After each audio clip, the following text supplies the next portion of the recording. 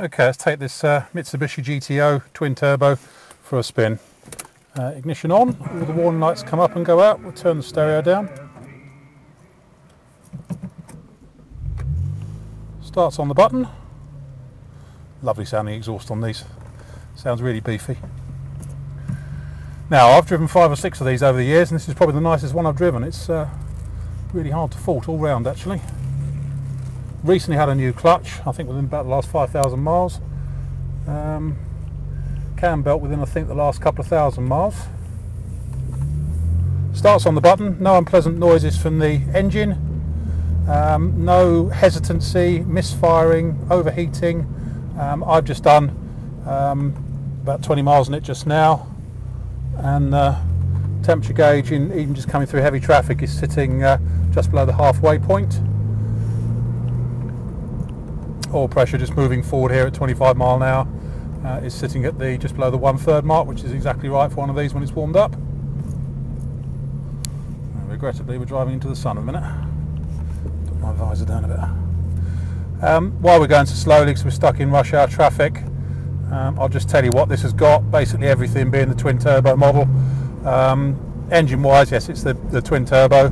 5-speed manual box. It's also got the full active aero spoiler kit on it, which goes up and down the way it should.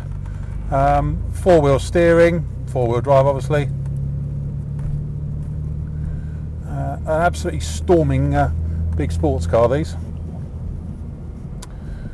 Mileage is 83,000, as we say. The speedo has been properly converted, so it A, reads in miles per hour, but B, records distance in miles per hour.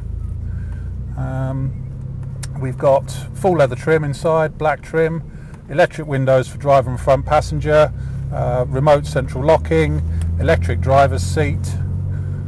In front of us here we've got oil pressure gauge, boost gauge, fuel gauge, clock, rev counter, fuel gauge, and speedo just there.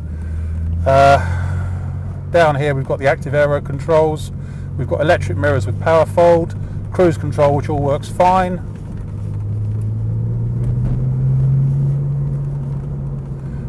Nice stereo. It's the original type stereo. It does, you can pick up English stations. It's got a CD stacker in the back. It's also got an auxiliary plug, which presumably means you can plug your iPod into it.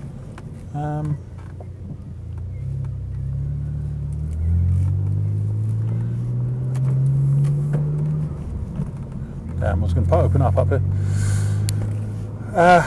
We've also got digital climate control, which is fully working and ice cold on this one. Absolutely fantastic. It's really warm outside at the minute. It's keeping us really nice and cool.